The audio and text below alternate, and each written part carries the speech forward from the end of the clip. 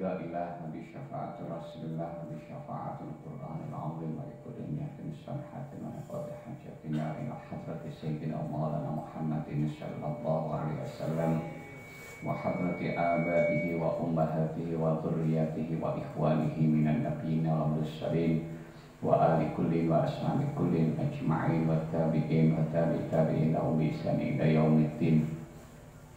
خصوصا إلى جميع مشايخنا وجميع المؤلفين والمصنفين، خصوصا إلى مؤلف الكتب التي تعلمناها وعلمناها، ونخصوصا خاصة إلى مؤلفي هذا الكتاب ومن حضر في هذا المجلس وجميع طلاب هذا المعهد وجميع أهل هذه القرية، خصوصا مع الرحيم في عبد الله مرشد وزوجته ومن دحران وزوجته ومن إحسان وزوجته ومن أحياء وزوجته ومن أروان وزوجته وخصوصا مع الرحيم بكي عبد الكريم وزوجته ومن مرسوطي وزوجته ومن محرس علي وزوجته ومن أحمد إدريس مرسوطي ومن عبد العزيز منصور ومن يحيى محرس ومن معصوم جوهري ومن حبيب الله زيني ومن مفتون أستربري ومن عبد الخالق رضوان وخصوصا مع الرحيم bagi Sirajuddin wa Saujati wa Hashim wa Saujati wa Abdul Ghafur wa Saujati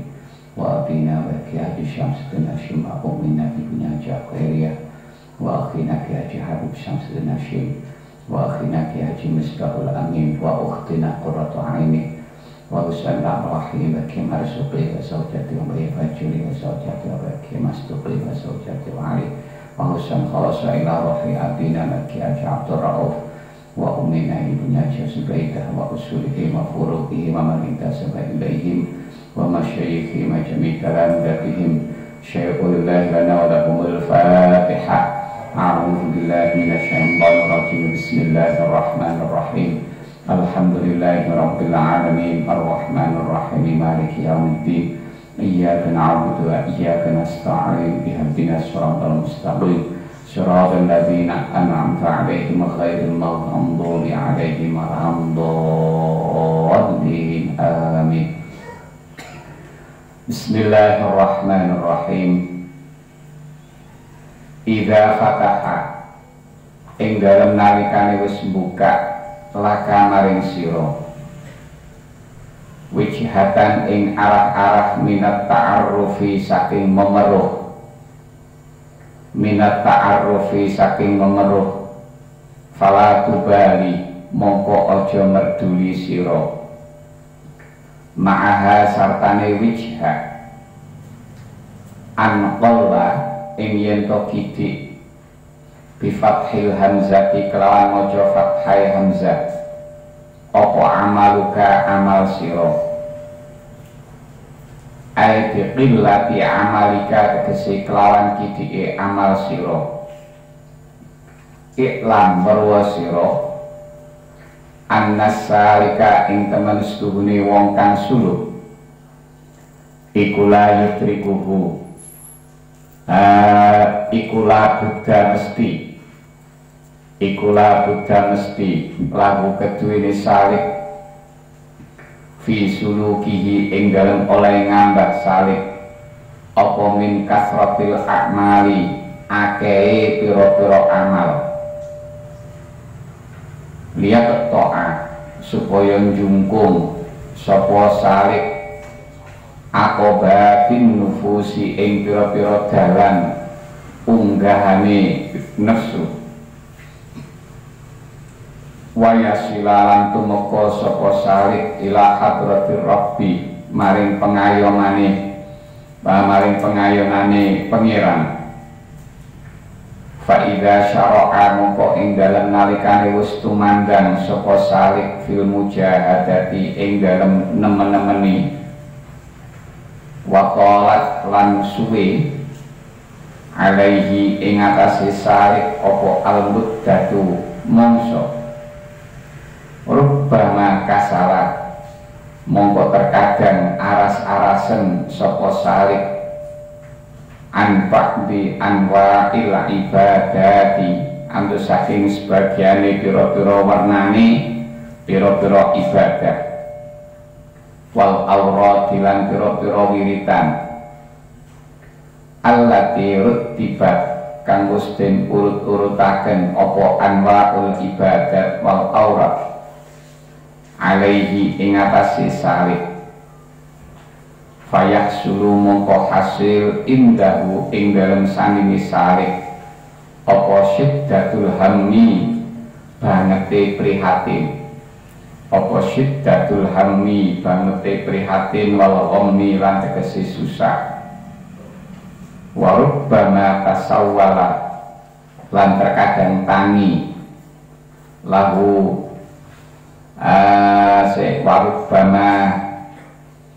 warubbama tasulu lan terkadang tangi lahu keduwene salib apa nafsune salib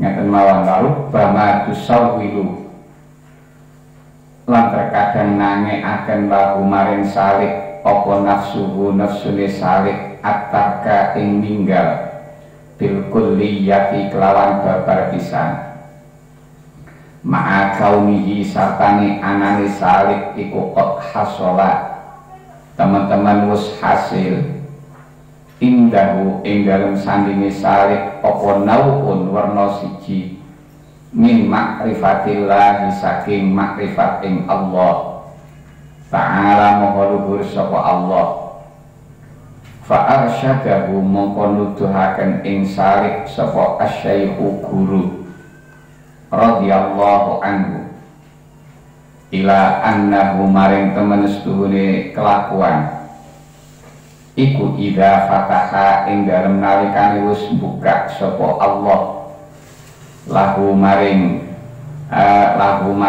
salib wijhatan ing arah-arah minat ta'arrufi karetep saking memeruh ainau'an tegese werna minal ma'rifati karetep saking ma'rifat ka'an arofa kaya yen to weruh utawa ngerti sapa salib bitoriqi dzauqi kelawan dalan pengijik annallaha ing temen setuhune Allah Ta'ala iku hadirun kang hadir ma'ahu sartane salib muttali'un tur kang mirsani ala halihi ing atase tingkae salib aw arafa utawa ngerti sapa salib dzauqon kelawan pengijik annahu ing temen setuhune kelakuan iku la fa'ila ora ana kang agawe iku maujud illallah amin Allah bi an hasala kelawan yen to hasil lahu keduwene salib apa tajallil af'ali pertelane pira-pira penggawe alladzi huwa kang utawi tajallil af'al iku awwalut tajalliyati kawitane pira-pira ngeden indahum ing dalem mungguhe ulama fala yubali mongko aja merduli sapa salib hina idin ing dalem nalikane idza fatahalahu ila akhirih biqillatil amali kelawan titike amal li annal qasda krana temen seturune sejo minal amali saking ngamal iku al qurbu parek min hadratir rabbi saking ngersane pengiran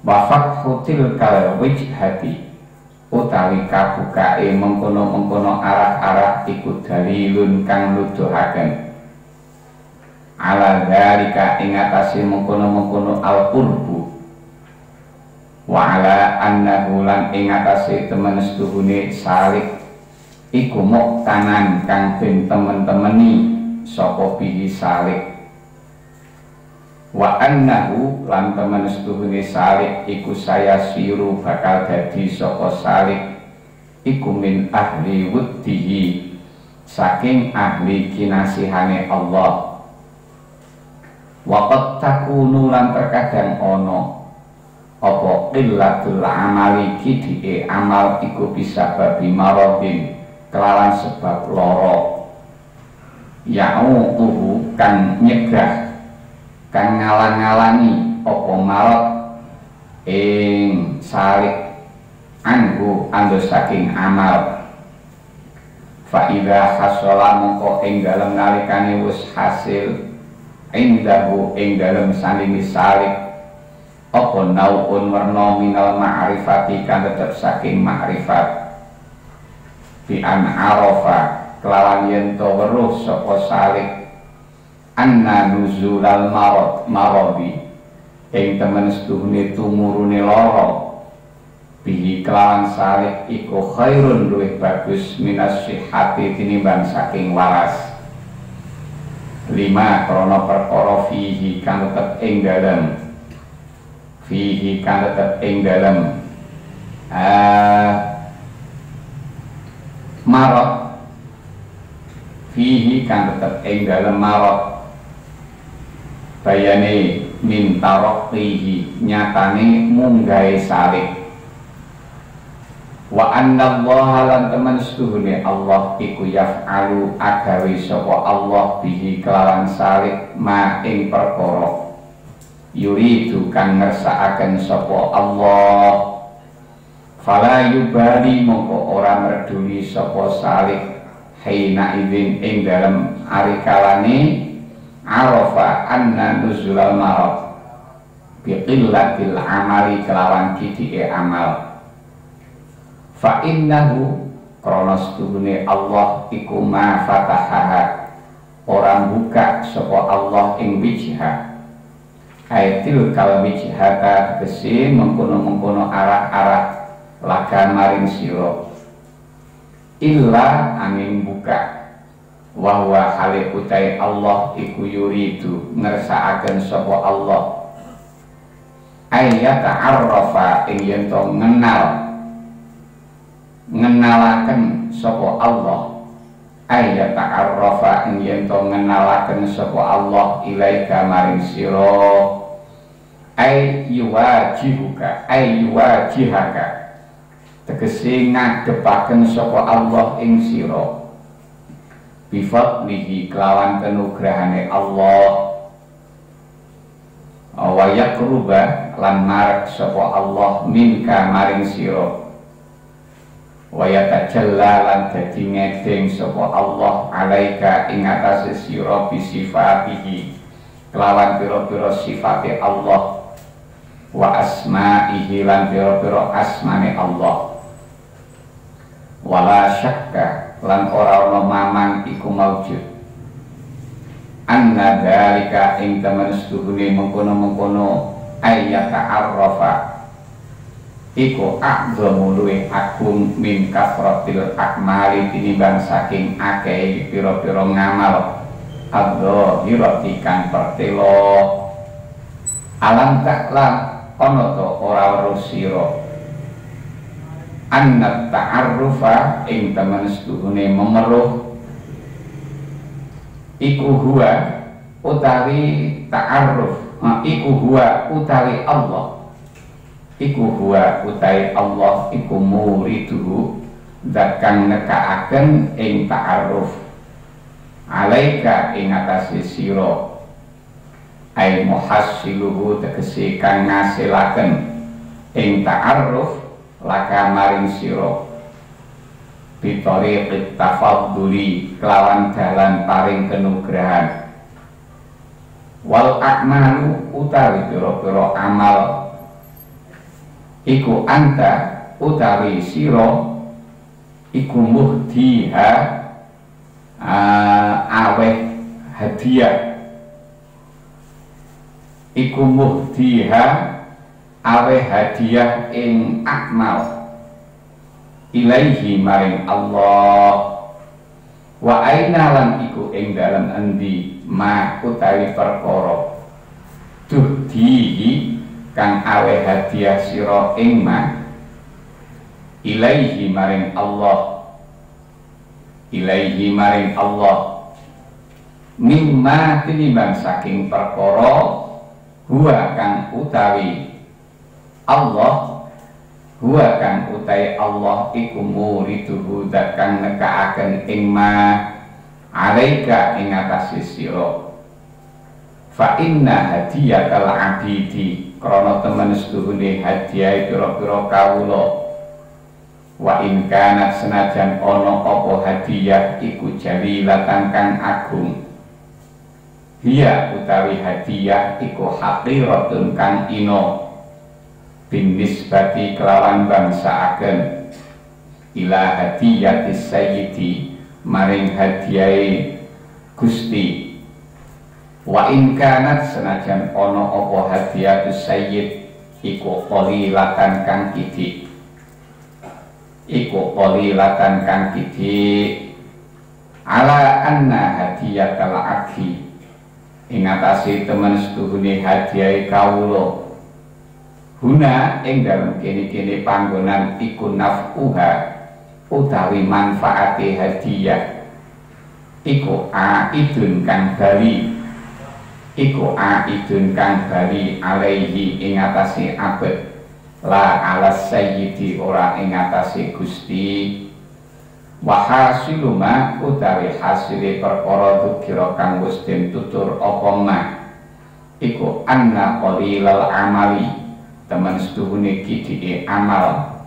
ma'al ma'rifati sartane ma'rifat iku khairun luwih bagus min kasiril amali saking akeh ngamal biduniha kelawan tanpa makrifat fa idza hasala moko ing dalem nalikane wis hasil lisaliki keduwene wong kang ngambah dalan apa ba'dul makrifati sebagiane makrifat yang bagi mongko sayukjo lahu keduwene salik apa ayyuwat jihad yen to ngadepaken sapa salik qalbahu ing atine salik ila hadrati maulahu maring ngersane bendorone salik liyazidahu supaya nambahi sapa Allah ing salik min ma'rifatihi saking ma'rifati salik wa qurbihi lan farqi salik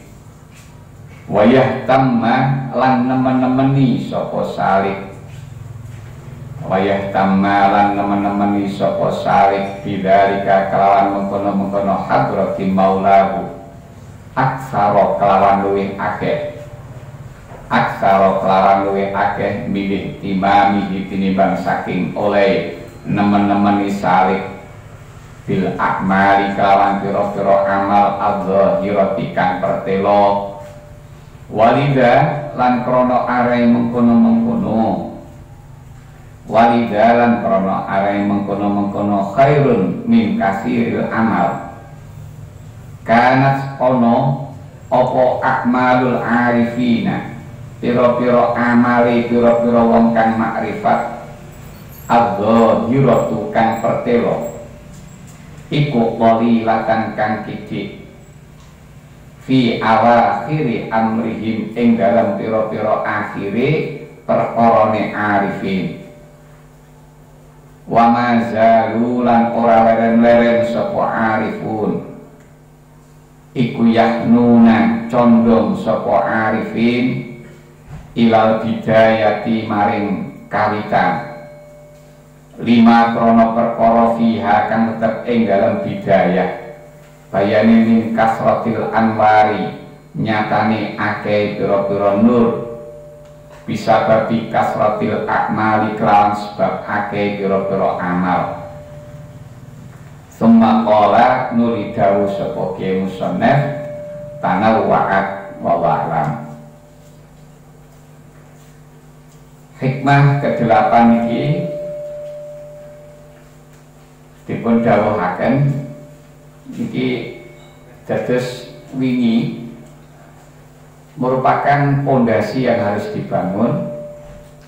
Pondasi ini adalah untuk mempersiapkan dirinya agar dapat makrifat datang Gusti Allah. Pondasi yang paling penting teng mriku adalah tentang penyerahan diri, penyerahan total datang Gusti Allah. Penyerahan yang hakiki. Penyerahan tentang qadaripun Gusti Allah.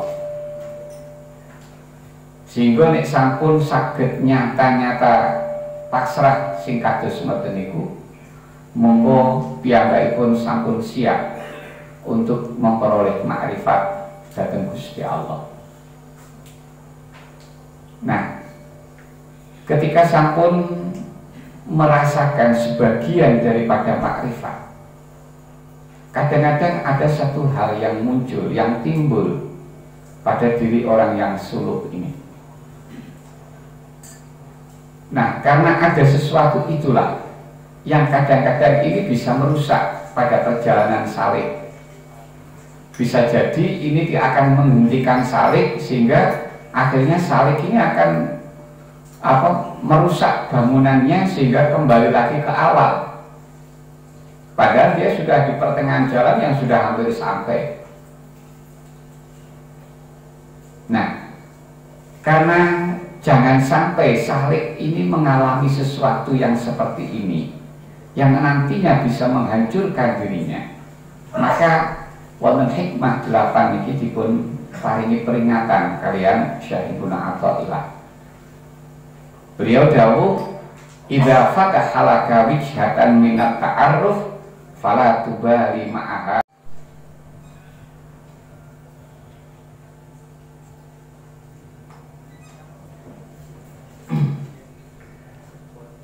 Ketika Allah sudah membuka sebagian daripada kemakrifatan pada kamu, maka jangan kamu peduli dengan amalmu yang hanya sedikit.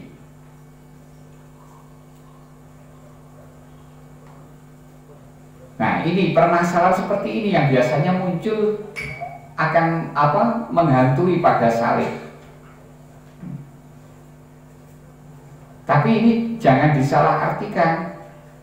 Bisa jadi orang dengan memahami ungkapan ini, dia kemudian mengatakan bahwa gak usah amal akeh-akeh, sing penting ngamal saidik-idik, pokok iso makrifat. Bisa jadi orang akan memahami seperti itu daripada kalam hikmah ini. Nah, ini pemahaman yang seperti itu keliru. Bukan begitu maksudnya. Bukan berarti di sini tidak usah banyak-banyak amal, yang penting bisa makrifat. Bukan itu maksudnya. Makanya wonten syarahipun diberi peringatan. Iklan an-nasalik la budda lahu fi sulukihi min kasratil akmali liyaqta'a aqobatin nufus wa yasila ila hadratir rabbi. Ketahuilah bahwa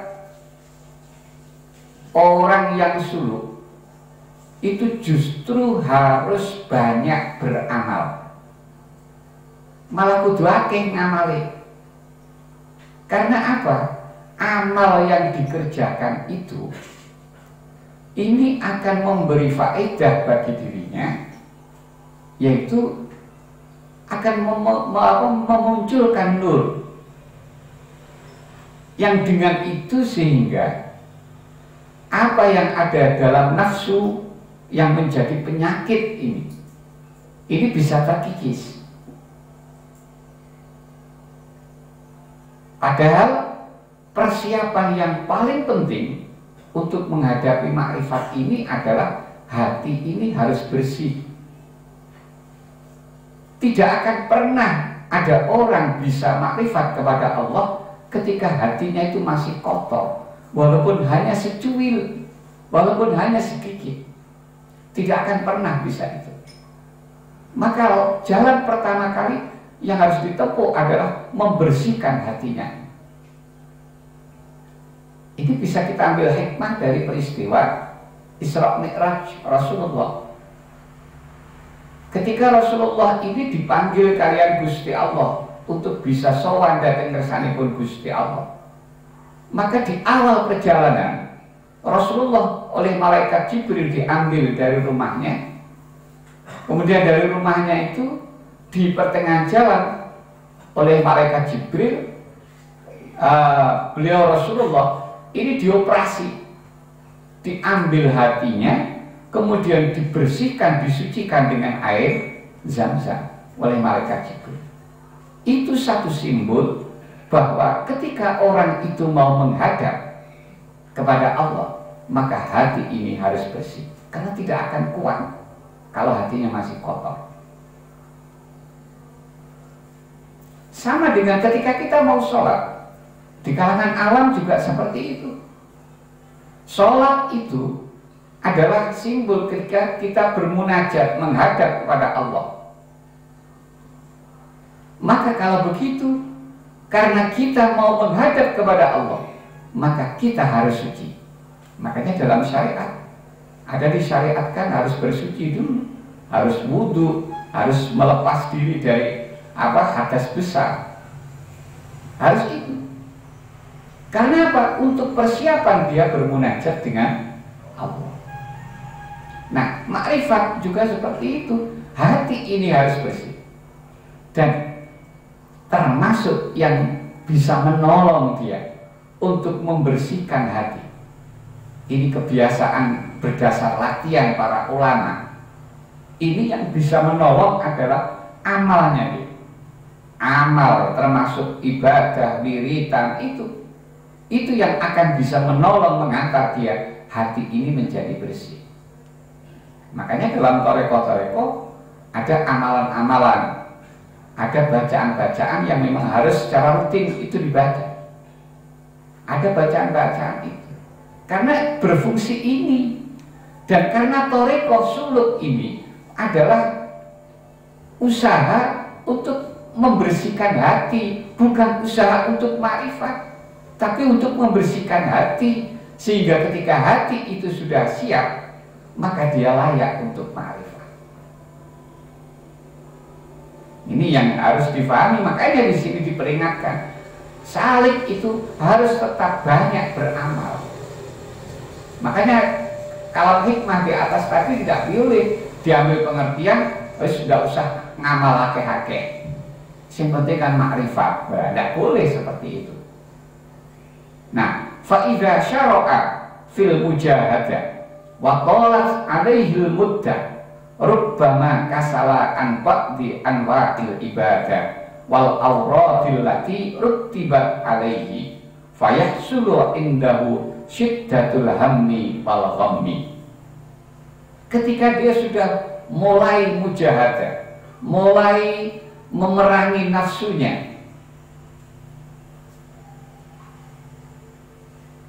dan waktu itu sudah berjalan begitu lama, maka dengan perjalanan waktu yang sudah lama, wiritan-wiritan, ibadah-ibadah yang sudah ditata oleh gurunya untuk dia kerjakan, ini akhirnya menjadikan dia bosan. Satu contoh misalnya, diberi wiritan harus aktif setiap hari jam sekian, harus yang dibaca la ilaha illallah sekian misalnya. Itu sudah berjalan bertahun-tahun. Akhirnya kadang-kadang muncul rasa malas. Nah, ketika sudah muncul rasa malas, ini akhirnya amal yang dia kerjakan kan berkurang. Wiritannya menjadi berkurang. Nah, karena wiritannya menjadi berkurang, maka kadang-kadang akan memunculkan kesedihan pada orang yang suluk itu. Niki next slide. Dok, aja durinan sik, Dok.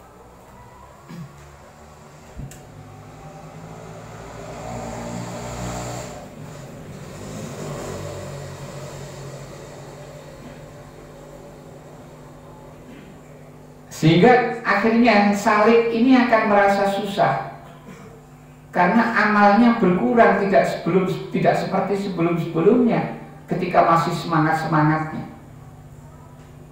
Bahkan kadang-kadang karena rasa bosan ini terbersit di dalam hatinya, dia sudah berhenti aja dan mau menghentikan secara total. Padahal dia sudah mulai mencapai satu macam dari makrifat kepada Allah. Nah, makanya kalau ini rasa malas atau rasa susahnya karena amalnya yang sudah berkurang ini menjadikan dia putus asa, bahaya. Ini dia akan kembali lagi ke awal lagi. Butuh waktu lagi untuk mengembalikan pada situasi yang baik. Akan butuh waktu lebih lama lagi. Oleh karena itu, gurunya yang mendidik dirinya memberi petunjuk dengan mengatakan, ketika Allah sudah membukakan satu macam dari makrifat, satu macam dari pengenalan. Contohnya seperti ini, salib itu dengan rasa. Ini tidak hanya dengan pengetahuan, tapi dengan rasa. Benar-benar sudah dirasakan oleh dia. Merasakan bahwa Allah selalu hadir bersamanya. Selalu memperhatikan dirinya. Memperhatikan perilaku dirinya. Ini berarti sudah ada tanda-tanda untuk ke sana. Atau misalnya dalam rasanya dia sudah dapat merasakan bahwa memang di dunia ini, di alam ini, tidak ada yang bekerja selain hanya Allah.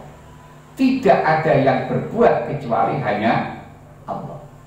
Dia sudah merasa betul seperti itu. Itu berarti dia sudah mulai masuk satu macam dari ma'rifat. Ini yang disebut dengan tajallil af'al.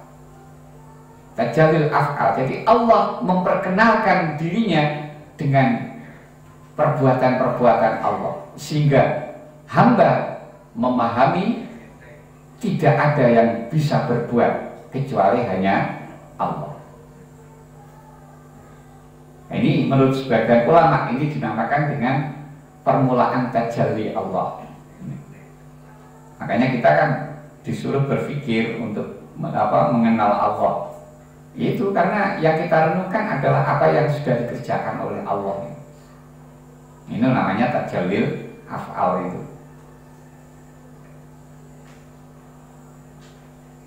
Nah, ketika sudah merasa seperti ini, maka jangan peduli dengan amalnya yang hanya sedikit. Tidak usah pedulikan. Walaupun amalnya menjadi berkurang karena munculnya rasa malas tadi, jangan terus putus asa, jangan berhenti. Kenapa? Karena tujuan amal itu adalah untuk mendekat kepada Allah. Nah, ketika Allah sudah membuka rasa yang dia rasakan tadi, satu macam dari makrifat itu menunjukkan bahwa Allah dekat dengan kita. Dan juga menunjukkan bahwa salib ini merupakan orang yang menjadi perhatian Allah, yang diperhatikan oleh Allah. Dan dia akan menjadi orang yang dikasihi oleh Allah. Bahkan bisa jadi berkurangnya dia beramal itu adalah karena penyakit, karena sakit. Sehingga karena sakit dia tidak bisa beramal secara sempurna, tidak bisa beramal dengan banyak, terhalang itu. Padahal dia sudah berhasil mencapai pada satu macam dari makrifat itu. Dan bahkan dia bisa merasakan penyakit yang ada pada dirinya ini adalah kondisi yang lebih baik daripada dia diberi sehat. Bahkan akan merasa seperti itu. Karena ini seperti hikmah yang kemarin, itu berarti bukti dari penerimaan dan penyerahan dia tentang qada qadar Allah. Kenapa dia menganggap bahwa keadaannya yang sakit ini lebih baik daripada sehat? Karena ternyata melalui jalan sakit inilah dia bisa naik tingkat. Bisa naik tingkat. Dan dia memahami, mengerti bahwa yang berbuat menjadikan dia sakit ini adalah karena kehendak Allah. Maka sekali lagi, jangan pedulikan dengan amalnya yang hanya sedikit. Kenapa begitu? Kita tinjau dari sisi ini. Fa innahu ma fatahaha ay tilkal wijah laka wa huwa yuridu ay yata'arrafa ilaika. Sebab Allah tidak akan membuka pintu makrifat itu kecuali karena Allah memang menghendaki mengenalkan dirinya kepada Salik itu, kepada kamu.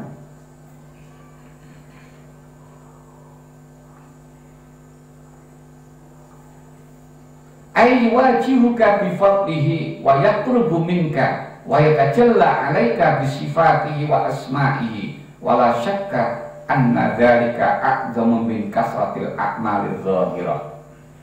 Artinya Allah menghadap kepada Salik dengan anugerahnya. Allah mendekat pada Salik, memperlihatkan sifat-sifatnya, memperlihatkan nama-namanya kepada Salik. Maka apa yang diperoleh oleh Salik seperti itu, ini kalau dinilai lebih besar nilainya dibanding dengan amal yang dia kerjakan, amal lahiriah yang dia kerjakan itu. Nilainya lebih besar itu. Yang perlu kita sadari, alam ta'lam anna ta'arrufa huwa muriduhu alaika ay muhassiluhu laka bi tariqit tafadduli wal a'malu anta muhdiha ilaihi wa aina ma tuhdihi ilaihi mimma huwa muriduhu alaika. Tidakkah kalian tahu bahwa pengenalan Allah kepada kamu itu sesuatu yang didatangkan oleh Allah. Kamu tidak bisa mencarinya, kamu tidak bisa mengambilnya kalau memang Allah tidak mendatangkan kepada kamu. Berarti pengenalan kamu itu karena didatangkan oleh Allah. Sementara amal yang kamu kerjakan, amal lahiriah yang kamu kerjakan, itu sesuatu yang inginnya kita hadiahkan untuk Allah. Apakah ada bandingan antara amal yang kita hadiahkan untuk Allah dengan apa yang sudah diberikan Allah kepada kita? Tentu tidak ada bandingannya. Lebih besar nilainya dari apa yang telah diberikan Allah kepada kita. Walaupun mungkin kalau kita kalkulasi secara nominal mungkin lebih kecil, tetapi nilainya lebih besar daripada yang kita berikan, yang kita hadiahkan untuk Allah. Kenapa? Sebab hadiah seorang hamba, walaupun itu hadiah yang besar, itu masih remeh kalau diberikan kepada tuannya. Tapi hadiah dari Tuhan yang walaupun nilainya kecil, itu besar. Itu pertama. Gampangannya seperti ini. Kita memberi senilai 1 miliar pada presiden misalnya. Kemudian presiden memberi kita hanya senilai 1 juta. Lebih istimewa mana antara 1 miliar yang kita berikan kepada presiden dengan 1 juta yang diberikan presiden kepada kita? Tentu akan lebih istimewa yang hanya 1 juta. Maka kadang-kadang karena dia menganggap itu suatu hal yang istimewa, karena itu adalah hadiah dari presiden, maka kadang-kadang 1 juta ini tidak pernah keluar, karena dia jadikan sebagai kenang-kenangan terus. Itu bukti kalau memang itu nilai keistimewaannya lebih tinggi. Padahal nilainya kalau kita dari yang kita berikan lebih kecil. Nah, gambarannya seperti itulah. Gambarnya seperti itu. Itu tinjauan pertama. Belum lagi kita tinjau bahwa hadiah yang sudah kita haturkan untuk Allah itu ternyata manfaatnya tidak untuk Allah, tetapi manfaatnya adalah untuk kita sendiri. Manfaatnya untuk kembali kepada kita. Misalnya begini, kita ibaratkan orang sedunia ini atau seluruh orang yang ada di muka bumi ini, tidak ada satupun yang menyembah kepada Allah misalnya, apakah itu akan mengurangi keagungan Allah? Apakah itu akan berpengaruh pada sifat ketuhanan Allah? Tidak. Maka ini tidak merugikan Allah. Sebaliknya juga begitu. Andai saja seluruh yang ada di muka bumi ini tidak pernah ada yang maksiat kepada Allah, semuanya taat kepada Allah, apakah ini juga menguntungkan Allah? Tidak. Berarti kalau begitu, apa yang sudah kita kerjakan itu kembali manfaatnya adalah kepada kita sendiri. Bahayanya ya kepada kita, manfaatnya juga kepada kita. Loh, kalau hadiah yang kita berikan ini ternyata manfaatnya untuk yang memberi hadiah dengan dibanding dengan pemberian Allah yang manfaatnya jelas untuk orang yang diberi. Nah, dari sisi ini jelas nilainya lebih istimewa yang diberikan Allah. Karena manfaatnya ini langsung mengena kepada orang yang diberi. Tetapi hadiah kita untuk Allah ini ternyata kembali lagi kepada kita. Itu gambarannya seperti itu. Nah, wahasilu ma dzukira anna qalilal amal ma'al ma'rifati khairun min katsiril amal biduniha.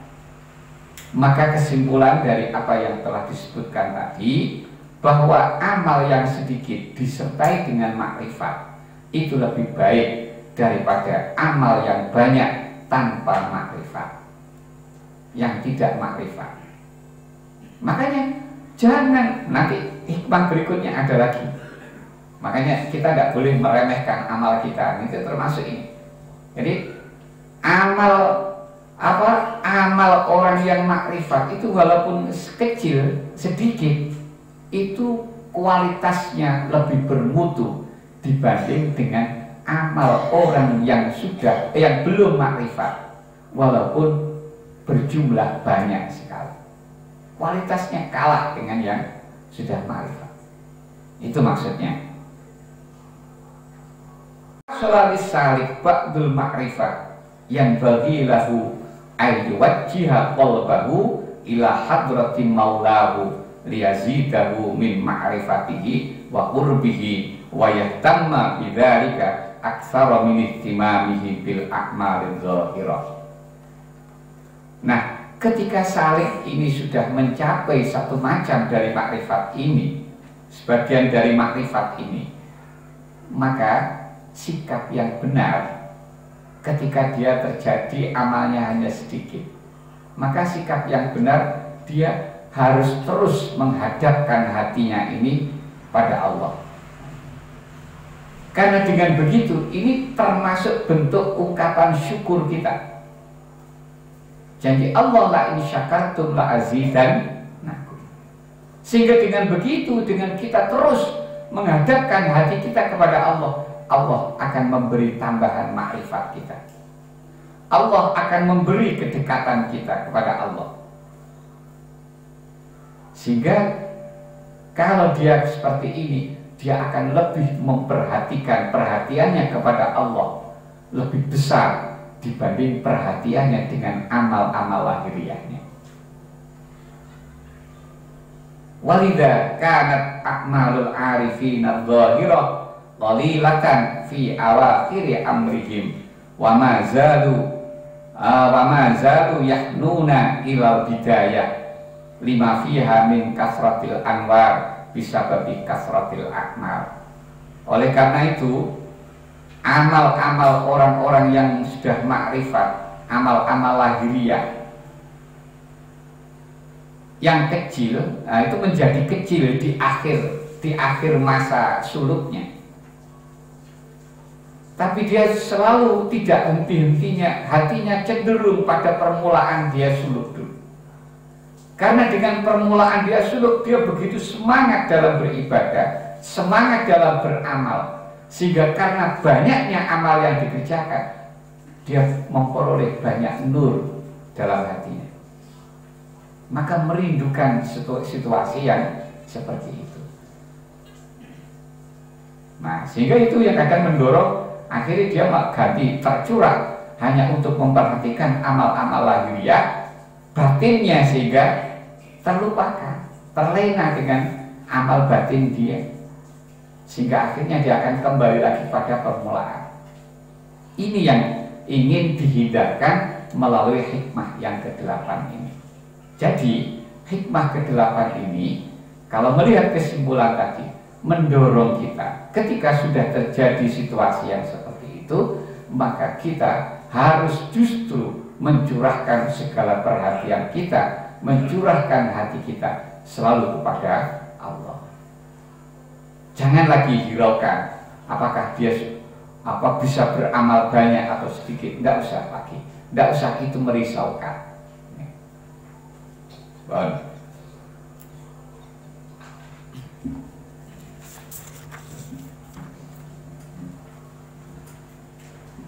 Jalan memperoleh ma'rifat.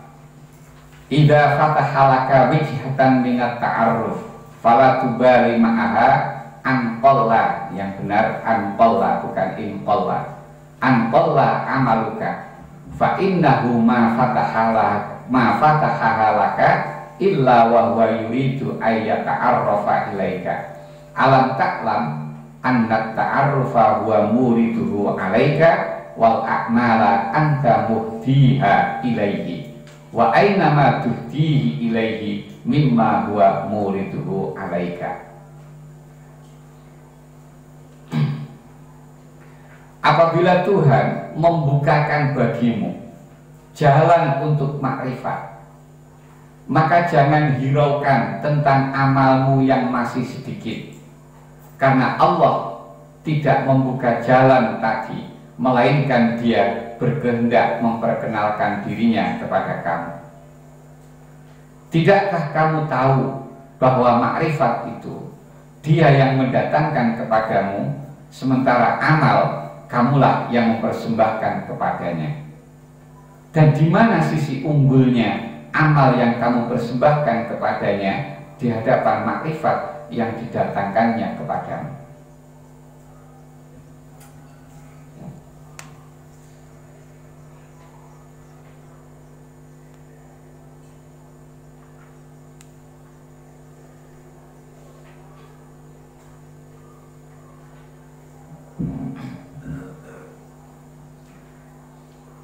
Kalam-kalam hikmah yang telah diuraikan terlebih dahulu mengajak kita merenung secara mendalam tentang pengertian amal, qadha, qadar. Ini dari mulai hikmah pertama dulu itu.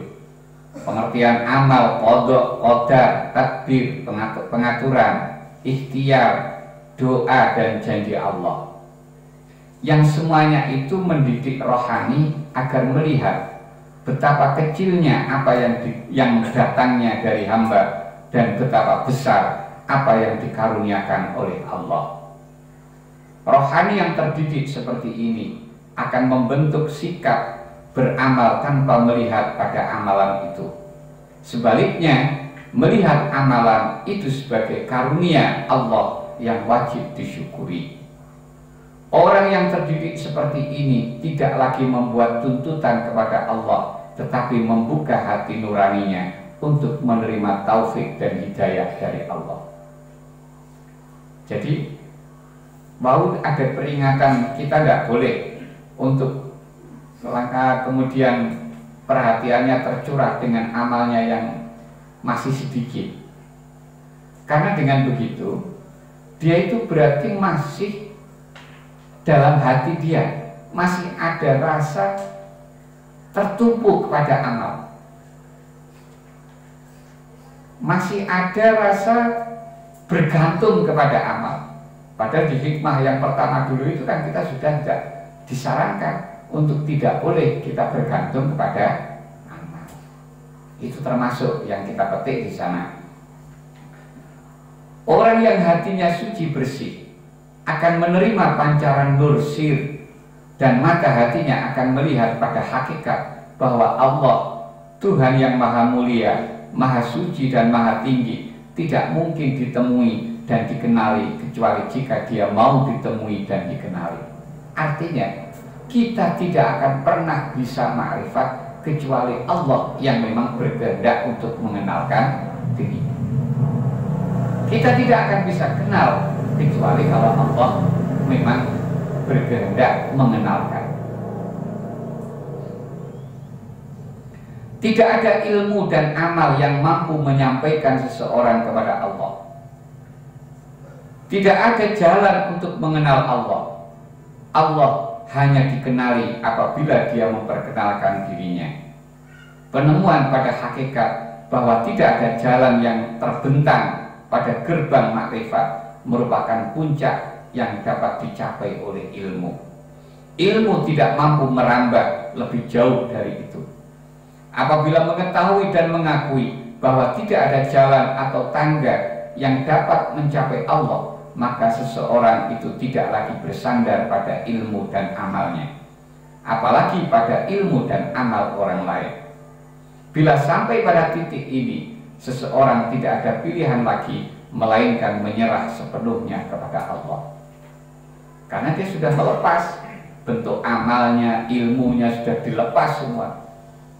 Sudah dilepas, dia sudah tidak terikat dengan itu, sudah tidak tertumpu lagi dengan semua itu.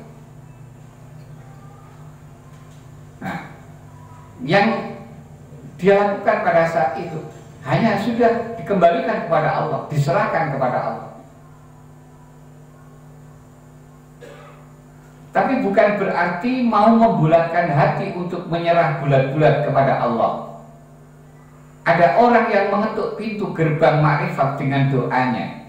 Jika pintu itu tidak terbuka, maka semangatnya akan menurun hingga bisa membawa pada keputusasaan.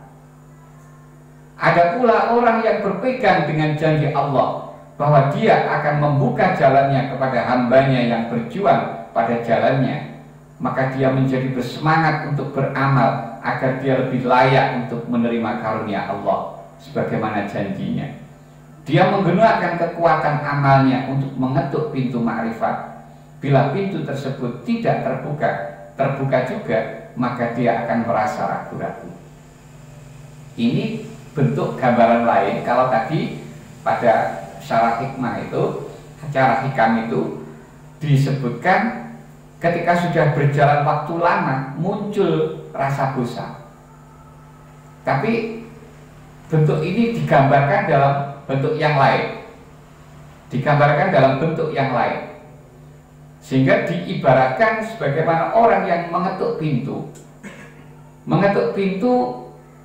dengan cara berdoa, tapi sudah berjalan waktu lama, akhirnya jadi putus asa. Ada juga yang berusaha mengetuk pintu dengan memakai amalnya, ketika sudah lama berjalan, akhirnya muncul keputusasaan. Nah, ini kan bentuk gambaran lain daripada yang disebutkan tadi.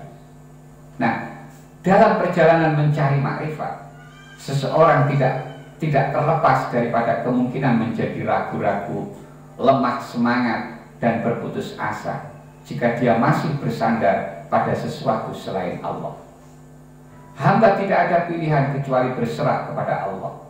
Hanya Dia yang memiliki kuasa mutlak dalam menentukan siapakah di antara hamba-hambanya yang layak mengenal dirinya. Ilmu dan amal hanya digunakan untuk membentuk hati agar berserah diri kepada Allah.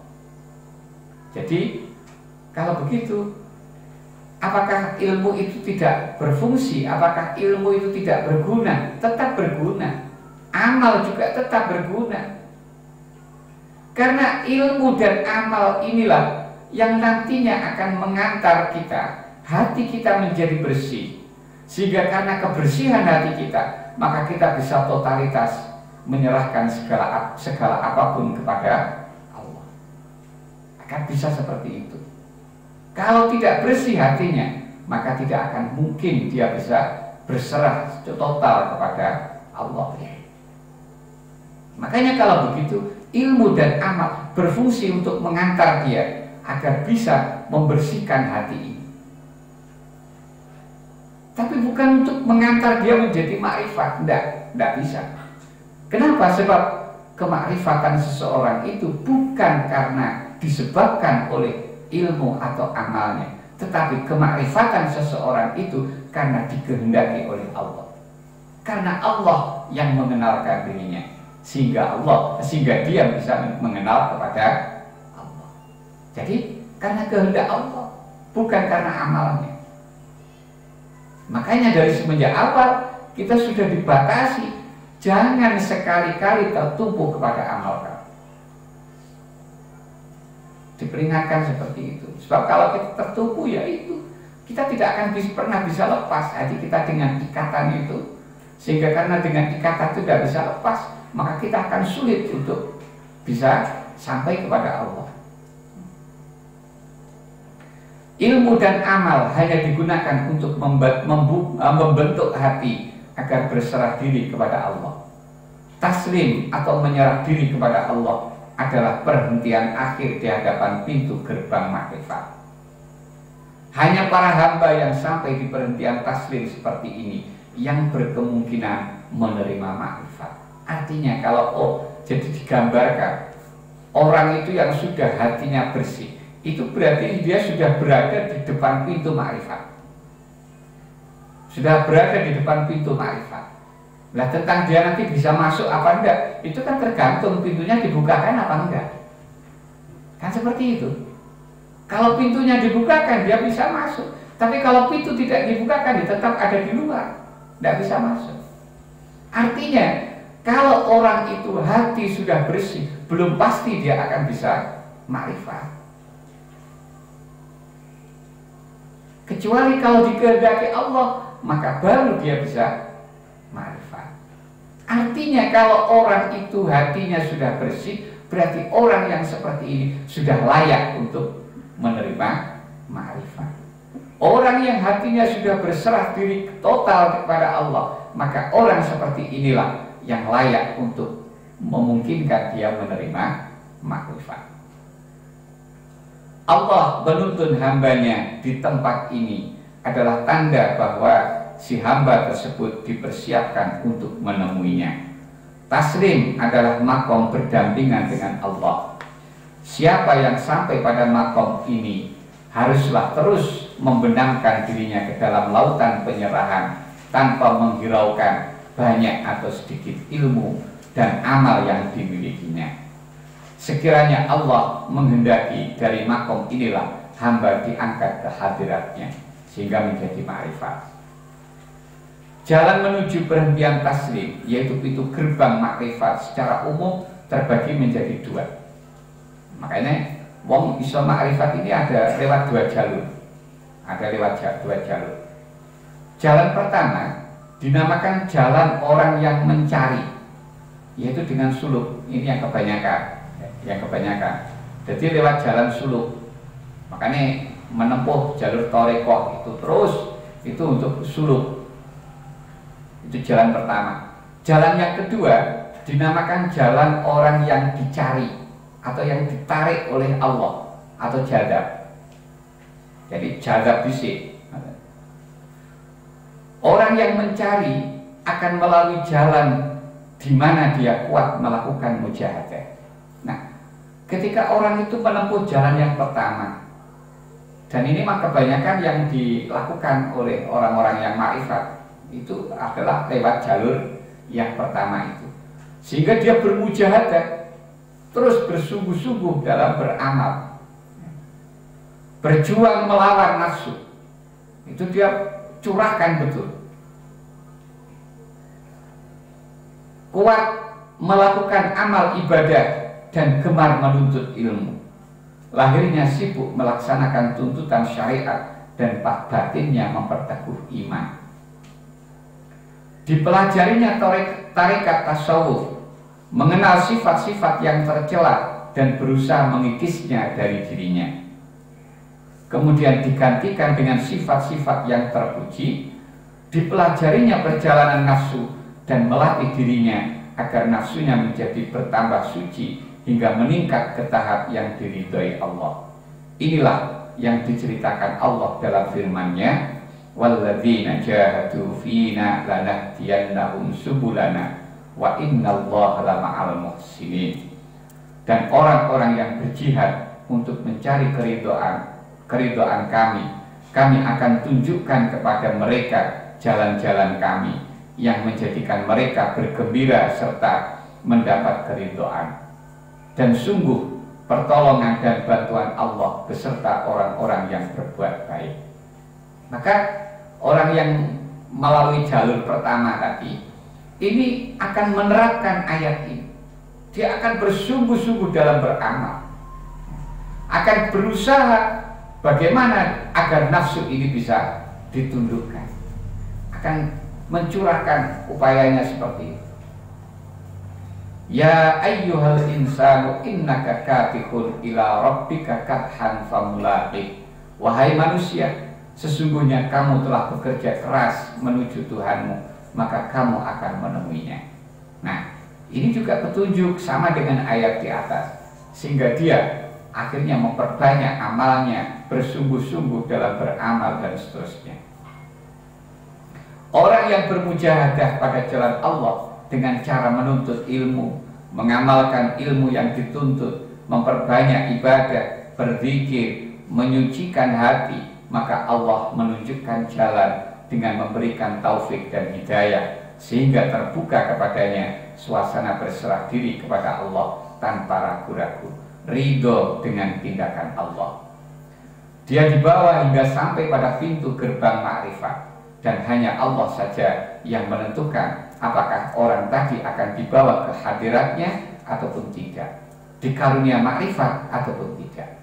Artinya kalau dia sudah bersih hatinya, sudah ada di depan pintu gerbang ma'rifat, ini apakah kemudian dia akan bisa ma'rifat atau tidak, itu kembali kepada Allah, dikehendaki Allah atau tidak.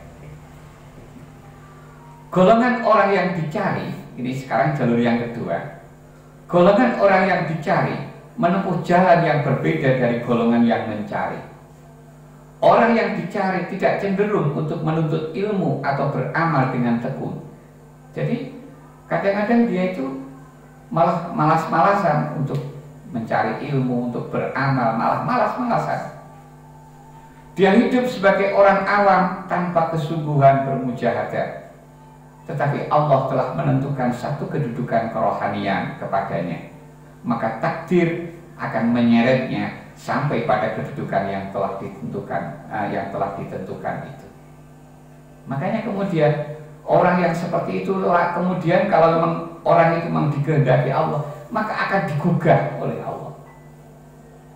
Bagaimana menggugahnya? Dengan berbagai macam cara.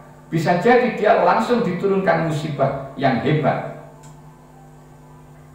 Bisa jadi musibah itu menimpa pada dirinya, atau menimpa pada harta bendanya, atau menimpa pada kedudukan. Jadi dipaksa lewat itu dulu, dipaksa lewat itu. Nah, sehingga dia tergugah. Karena tergugah, kemudian prosesnya menuju pada jalan akhir, dia kemudian akan tunduk pada penyerahan kepada Allah. Akan seperti itu. Orang dalam golongan ini biasanya berhadapan dengan suatu peristiwa yang dengan serta-merta membawa perubahan pada hidupnya. Perubahan sikap dan laku terjadi secara mendadak. Kejadian yang menimpanya selalu berbentuk ujian yang memutuskan hubungannya dengan sesuatu yang menjadi penghalang di antaranya dengan Allah. Jika dia seorang raja yang beban kerajaan yang menyebabkan di hati Allah, maka Allah mencabut kerajaan itu darinya. Terlepaslah dia dari beban tersebut, dan pada masa yang sama timbul satu kesadaran di dalam hatinya yang membuatnya menyerahkan dirinya kepada Allah dengan sepenuh hati. Seandainya dia seorang hartawan, takdir akan memusnahkan hartanya sehingga dia tidak ada tempat bergantung kecuali kepada Tuhan. Seumpama dia berkedudukan tinggi, takdir mencabut kedudukannya tersebut sekaligus kemuliaan yang dimilikinya dan digantikan dengan kehinaan, sehingga dia tidak ada tempat untuk dituju lagi kecuali kepada Allah. Orang dalam golongan ini dihadang oleh takdir untuk menerima bantuan dari makhluk, sehingga mereka berputus asa terhadap makhluk. Lalu mereka kembali dengan penuh kerendahan hati kepada Allah, dan timbullah dalam hati mereka suasana penyerahan atau taslim yang sungguh-sungguh terhadap Allah. Penyerahan yang tidak mengharapkan apa-apa dari makhluk, menjadikan mereka ridho dengan takdir apapun dan tindakan Allah yang bagaimanapun. Keadaan seperti ini membuat mereka sampai dengan cepat ke perhentian pintu gerbang makrifat, walaupun ilmu dan amal mereka masih sedikit. Orang yang berjalan dengan kendaraan ujian dan bencana mampu tiba di perhentian tersebut dalam masa 2 bulan, sedangkan orang yang mencari mungkin bisa sampai dalam masa 2 tahun. Ini gambarannya. Jadi kadang yang jalur kedua itu jalannya lebih singkat, tapi ya itu harus tahan menerima ujian-ujian itu. Kalau tidak tahan justru malah hancur. Tapi kalau tahan dia bisa naik. Itu kalau pakai jalur yang kedua. Makanya kebanyakan jalur yang ditempuh adalah jalur yang pertama, karena itu lebih aman dan itu juga lebih lebih banyak manfaatnya. Abu Hurairah menceritakan bahwa Rasulullah bersabda yang artinya, Allah berfirman, apabila aku menguji hambaku yang beriman, kemudian dia tidak mengeluh, maka aku lepaskan dia dari belengguku, dan aku gantikan untuknya daging dan darah yang lebih baik daripada dari yang dahulu, dan dia bisa memperbarui amalnya, sebab yang lalu telah diampuni semua. Amal kebaikan dan ilmunya tidak mampu membawanya pada kedudukan kerohanian yang telah tentukan Allah.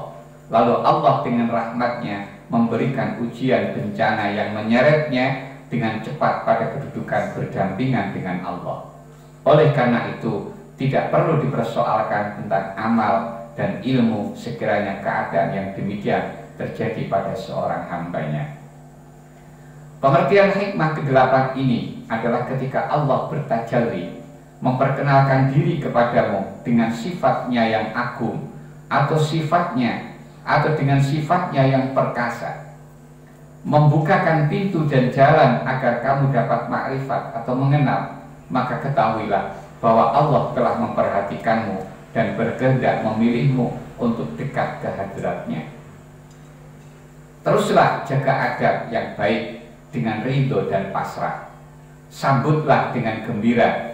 Jangan pedulikan amaliyah badaniyahmu yang terlewat, sebab itu hanya perantara untuk amal hatimu. Sebab Allah tidak akan membukakan pintu untukmu kecuali Dia menghendaki untuk menyingkap tabir penghalang antara dirimu dengan Allah. Tidakkah kamu tahu bahwa pengenalan sifat keagungannya itu Dia yang mendatangkan kepadamu agar kamu dapat datang kepadanya. Sementara amal badaniyah yang kamu persembahkan kepadanya itu agar kamu bisa sampai kepadanya. Perbedaannya jauh sekali antara amal dan perilaku yang banyak celahnya yang kamu persembahkan untuknya, dan anugerah makrifat juga ilmu laduni yang didatangkan kepadamu. Oleh karena itu, legakanlah wahai murid atas pengenalan sifat keagungan ini yang turun kepadamu, juga atas apapun yang turun menghimpit dirimu, seperti sakit dan segala macam bencana, juga segala hal yang memberatkan dan menyakiti dirimu, seperti kefakiran, kehinaan, disakiti orang lain, dan apapun hal yang tidak disukai. Semua itu turun kepadamu sebagai nikmat yang besar dan pemberian yang mulia, yang menunjukkan kegigihan dari kesungguhanmu.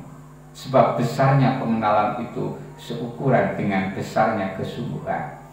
Dalam sebuah hadis Rasulullah mengatakan, asyaddukum bala'an al-anbiya'u tsummal amsalu fal amsal.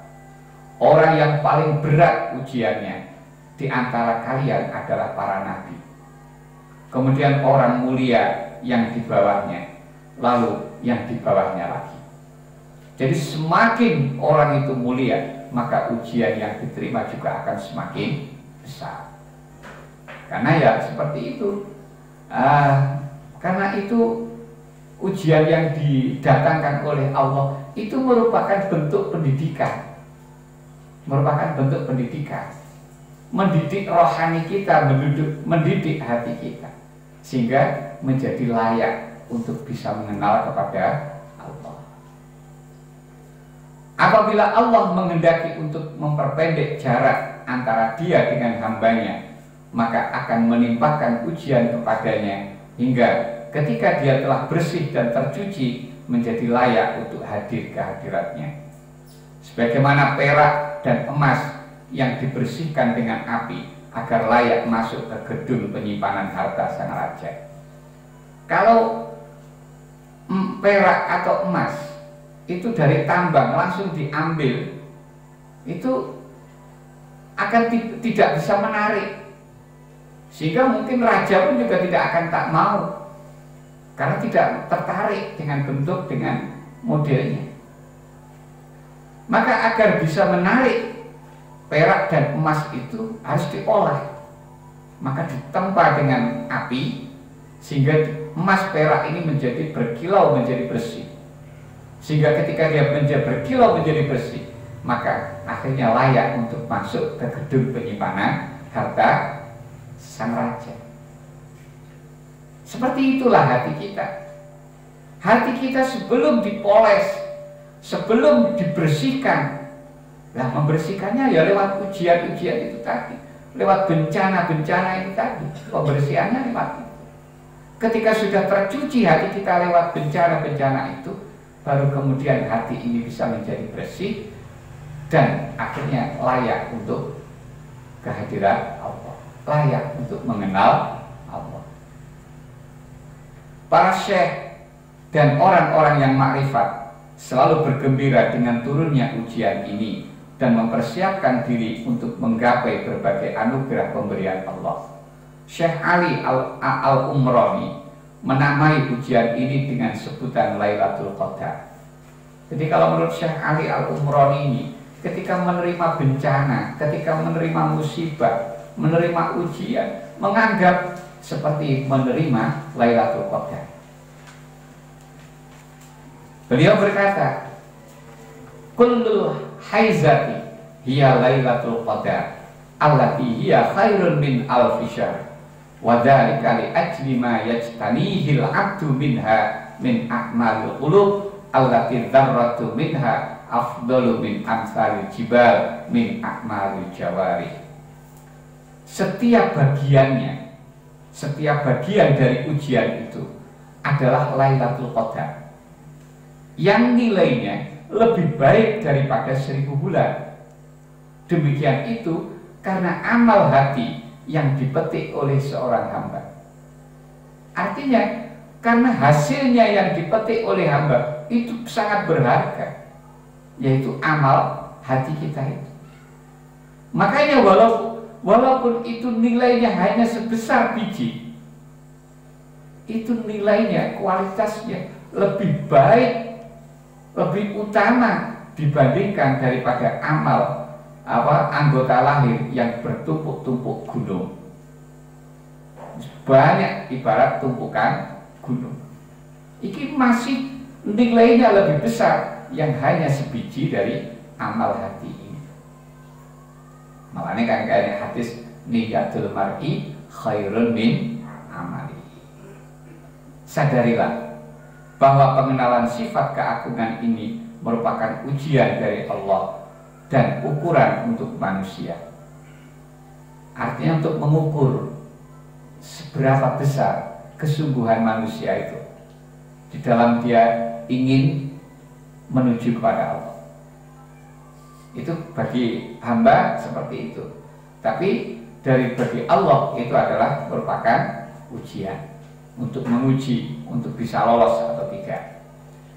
Dengan pengenalan ini, akan dapat dikenali sebongkah perak dan emas dari tembaga. Sehingga bisa dibedakan, ini perak, ini emas, ini yang tembaga. Bisa dibedakan seperti itu. Jadi gini, ketika disebut di sini Allah mengenalkan sifat keagungannya, sifat keagungannya atau mengenalkan sifat keperkasaannya, yaitu ketika orang itu dibenturkan dengan satu musibah,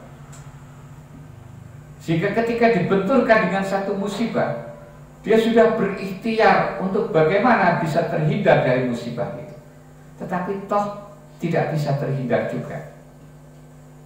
Maka dari situ dia baru sadar akan keperkasaan Allah, karena itu yang datang adalah takdir Allah. Nah, itulah keperkasaan Allah, itu sifat Allah. Itu yang dimaksud Allah memperlihatkan sifat keagungannya itu seperti itu.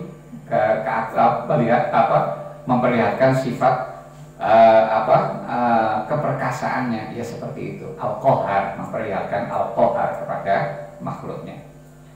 Dengan pengenalan ini akan dapat dikenali sebongkah perak dan emas dari tembaga. Banyak orang yang mengaku makrifat dan keyakinan makrifat dan keyakinan dengan hanya lisannya. Namun ketika datang kepadanya tiupan angin takdir, ternyata melempar mereka ke dalam jurang keputusasaan dan pengingkaran. Makanya akeh wong ngaku-ngaku aku wis makrifat, awakmu ki apa cik syariat e pangga. Aku wis hakikat. Aku wis makrifat. Tapi coba ketika dia akan datang ujian, ketika datang musibah kepada dia, apakah dia akan tetap seperti itu? Itu kebanyakan orang yang hanya mengaku pada lisan akan terbukti ketika dia sudah menerima ujian itu. Ternyata setelah tiba ujian itu, justru yang fatal dia menjadi ingkar. Atau setidaknya kalau tidak sampai ingkar, dia berputus asa. Orang yang mengaku sesuatu yang tidak ada pada dirinya akan dipermalukan bukti ujian. Lani sok-sok pinter. Iku nek wis ketemu ujian ya akhirnya kecilik kisinan dhewe ketok goblok. Seorang ulama mengatakan, sungguh heran terhadap orang yang mencari dan mendapatkan makrifat. Namun ketika Allah mengenalkan kepadanya, justru ia lari dan ingkar. Yaitu tadi, orang yang hanya ngaku-ngaku makrifat, tapi begitu Allah mengenalkan sifatnya, mengenalkan keperkasaannya, dia malah lari, sehingga menjadi ingkar. Syekh Al-Yazidi mengatakan, pengenalan sifat keagungan ini terbagi menjadi 3 macam. 1. Hukuman dan penolakan. Atau bahasa lain bisa kita sederhanakan seperti ini. Jadi ujian Allah, musibah yang diturunkan Allah kepada hamba, itu terbagi menjadi 3 macam. Yang pertama, itu berbentuk hukuman dan penolakan. Yang kedua adalah bentuk pendidikan dan peringatan. Dan yang ketiga adalah penambahan dan kenaikan tingkat. Perincian ini penjelasan. Orang yang mendapat hukuman dan penolakan adalah orang yang beradab jelek dan dihukum Allah. Namun dia tidak tahu hingga dia marah, putus asa dan ingkar. Jadi ketika orang itu menerima ujian Allah, menerima musibah dari Allah, dia akhirnya menjadi putus asa. Menjadi putus asa, justru malah dia menjadi marah-marah. Dia menjadi ingkar, tidak lagi mengakui Allah. Ini berarti musibah yang datang kepada dia itu memang merupakan bentuk hukuman dari Allah. Maka ia menjadi semakin jauh dari Allah. Sedangkan orang yang memperoleh pendidikan dan peringatan yang macam kedua tadi, adalah orang yang beradab jelek. Dia awal-awalnya begitu. Ketika menerima musibah itu dia tidak rela, tidak bisa pasrah, tidak bisa ridho. Awalnya begitu. Makanya itu dianggap adabnya jelek kepada Allah. Tapi kemudian Allah mendidiknya dan memperingatkannya. Sehingga dengan perjalanan waktu, kemudian dia menjadi sadar dan bangun dari kelalaiannya. Nah, jadi sehingga kesadarannya, maka dia akan berubah menjadi baik. Maka berarti musibah yang turun kepadanya itu adalah merupakan bentuk didikan dari Allah dan bentuk peringatan dari Allah untuk hambanya. Terus yang ketiga itu yang meningkatkan derajat atau yang menaikkan tingkat. Ini yang ketiga. Sedangkan orang yang memperoleh tambahan dan kenaikan tingkat adalah orang yang ketika didatangi pengenalan ini tanpa sebab, maka ia mengenalinya dan beradab baik hingga ia naik pada makam keteguhan. Artinya ketika dia menerima musibah, dia langsung sadar musibah ini yang mendatangkan Allah. Ini adalah kekuasaan Allah, ini takdir Allah. Dia langsung menyadari seperti itu.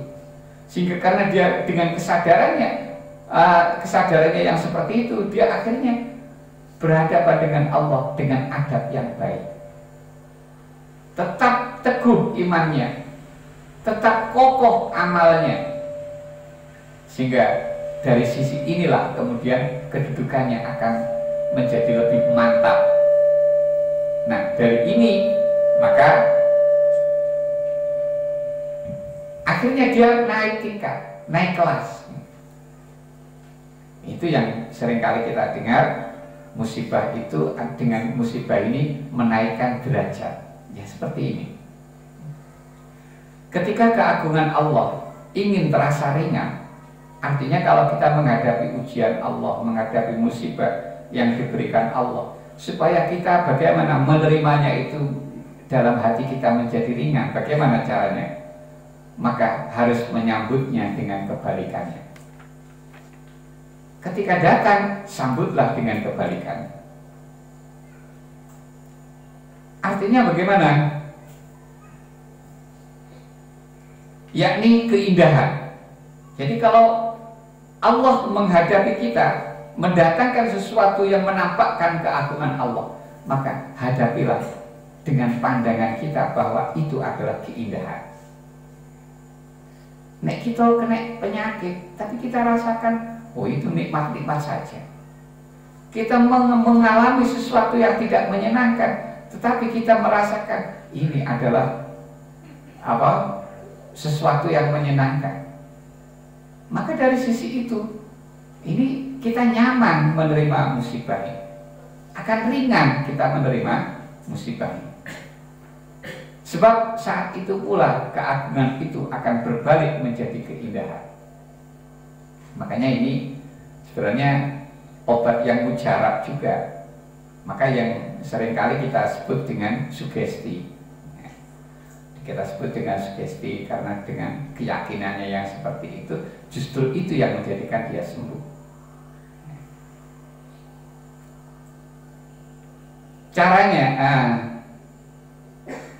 Caranya ketika Allah dalam lahirnya mengenalkan dengan namanya Al-Qabid. Kalau Allah mengenalkan nama Al-Qabid, berarti membawa sesuatu yang menjadikan kita sedih, menjadikan kita susah. Bagaimana kita menerimanya? Kita sambut dengan kegembiraan. Kalau yang datang itu sesuatu yang menyedihkan, sambut dengan kegembiraan. Maka akan berbalik menjadi kegembiraan. Maka akhirnya sesuatu yang menyedihkan itu akan justru menjadi kebahagiaan. Dan ketika dia mengenalkan dengan namanya Al-Qawi, yang kuat, maka disambut dengan kelemahannya. Allah memperlihatkan sesuatu yang menampakkan keperkasaan Allah, maka kita hadapi dengan rasa lemah kita, kelemahan kita. Ketika mengenalkan dengan namanya Al-Aziz yang mulia, maka disambut dengan kehinaan. Demikian seterusnya, selalu disambut dengan kebalikannya. Syekh Al-Arabi berkata, "Ma hiya illa haqiqatun wahidatun. In syaribtaha asalan, wajadtaha asalan. Wa in syaribtaha labanan, wajadtaha labanan. Wa in syaribtaha handolan, wajadtaha handolan. Fashrab ya akhi al-malih, wala tashrab al-qabih." Dia, pengenalan itu, artinya musibah itu tadi, sebenarnya satu hakikat. Apapun bentuknya, hakikatnya hanya satu. Hakikatnya hanya satu. Maka rasa yang kita terima akan menjadi apa? Tergantung bagaimana kita menerima. Tergantung bagaimana penerimaan kita. Bila kamu meminumnya madu, artinya kalau kamu terima, kamu anggap sebagai madu yang kamu minum, maka yang terasa juga manisnya madu. Bila yang kamu minum adalah susu, artinya musibah itu kamu terima adalah seperti hanya susu yang kamu minum, maka yang kamu rasakan pun juga rasa susu. Dan bila yang kamu minum adalah paria itu jenis labu yang rasanya pahit, putrawali, maka kamu juga akan merasakan rasa paria. Artinya kalau kamu menghadapi dengan menganggap itu adalah sesuatu yang pahit yang kamu minum, maka yang terasa oleh lidahmu pun juga rasa pahit. Oleh karena itu, wahai saudaraku, minumlah yang manis.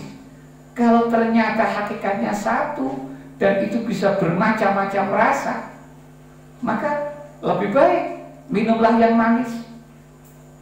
Kan enak nanti kalau yang manis. Jangan kamu minum yang buruk. Maka terimalah dengan kebaikan-kebaikan tersebut, sehingga kamu juga akan merasakan kebaikan. Itu maksud dari apa yang disampaikan oleh Syekh Al-Arabi. Wallahu a'lam, monggo sing badhe tanglet.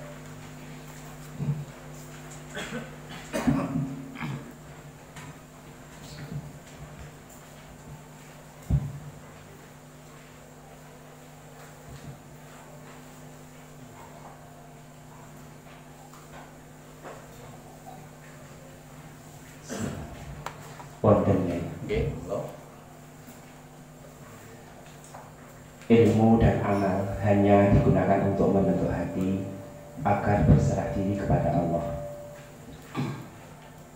Maksud ilmu di sini kan ada ilmu fikih, ilmu tauhid, ilmu tasawuf dan ilmu yang lain, atau beberapa masih banyak lagi ilmu. Maksud yang bisa membentuk hati agar berserah diri ini ilmu secara keseluruhan atau ilmu tertentu atau ilmu apa? Itu yang pertama. Kemudian yang kedua, dalam pelajaran atau bab ke-8 jalan memperoleh makrifat ini, ternyata setelah mendengarkan beberapa keterangan tadi, makrifat tidak bisa diperoleh dengan jalan belajar atau dari guru, melainkan hanya pemberian Allah. Berarti apa seperti itu? Terima kasih.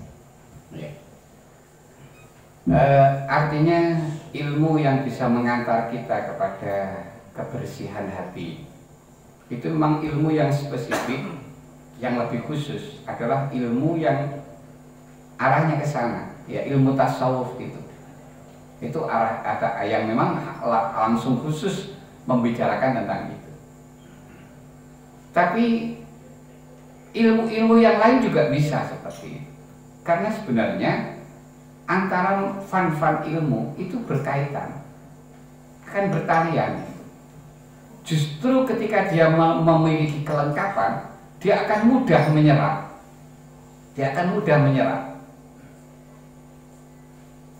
Jadi bisa betul-betul paham. Itu kalau dia kelengkapannya lebih baik. Jadi seperti orang mendalami ilmu tasawuf, itu kalau dia hanya langsung belum masuk di ilmu tasawuf, ini bisa jadi dia trader dalam ilmu syariatnya, sehingga karena trader dalam ilmu syariatnya, dia bisa jadi rusak di dalam sisi syariat. Maka apa yang didapat justru akan bahaya. Itu kan ada ikatan juga dan seterusnya. Makanya ilmu-ilmu yang lain juga bisa menopang ke sana.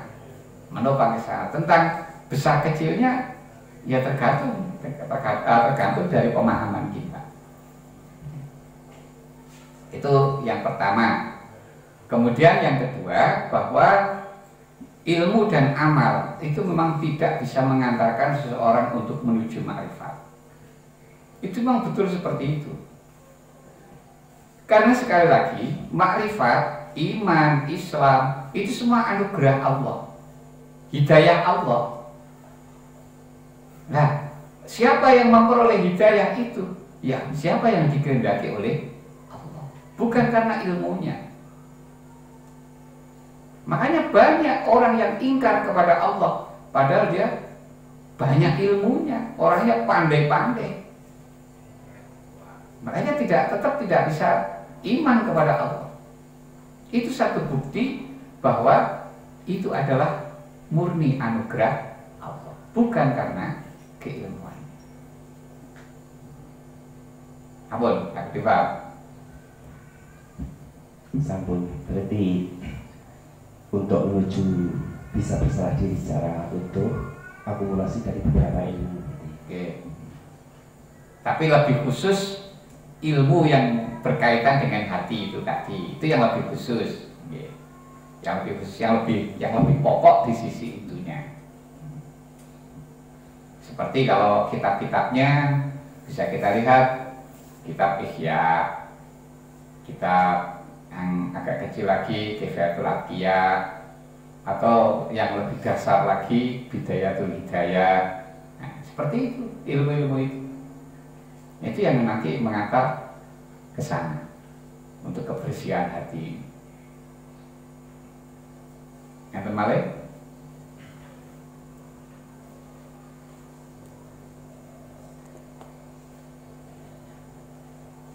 Tasik. Oke, monggo.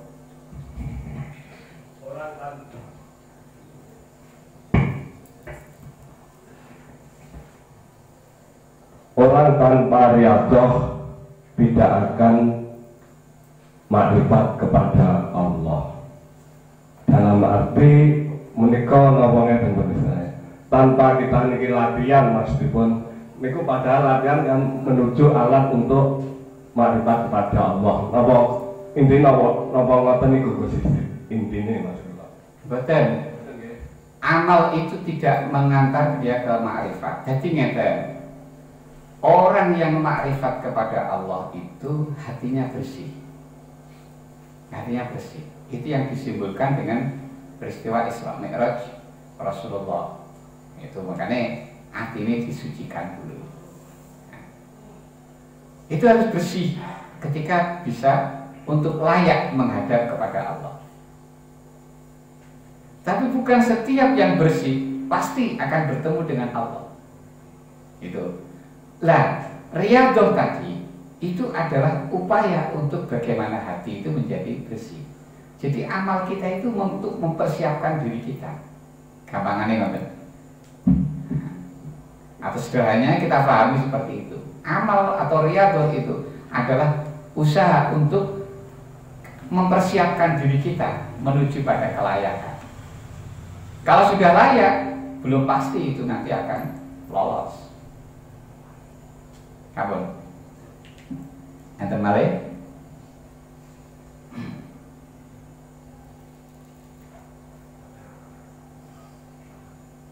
Ampun, cekap. Niki jame nang bukti kok mboten enten iki.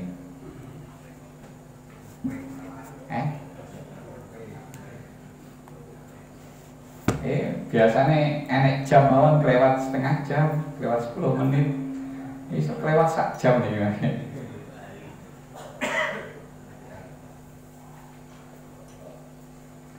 Soal nomor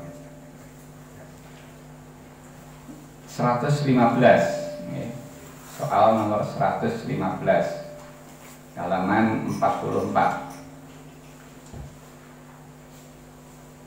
Pertanyaan, apakah bisa dibenarkan orang yang menunda pembagian zakat karena beralasan bahwa penerima masih memiliki stok dari zakat sebelumnya, artinya dia belum butuh, dengan bertendensi pada ayat wa'atu haqqahu yauma hasadi al-ayat.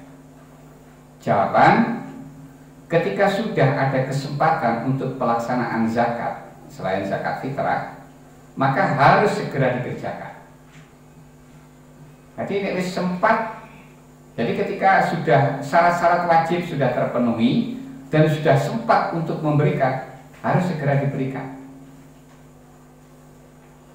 Karenanya penundaan pelaksanaan tanpa ada alasan yang benar akan berakibat dosa.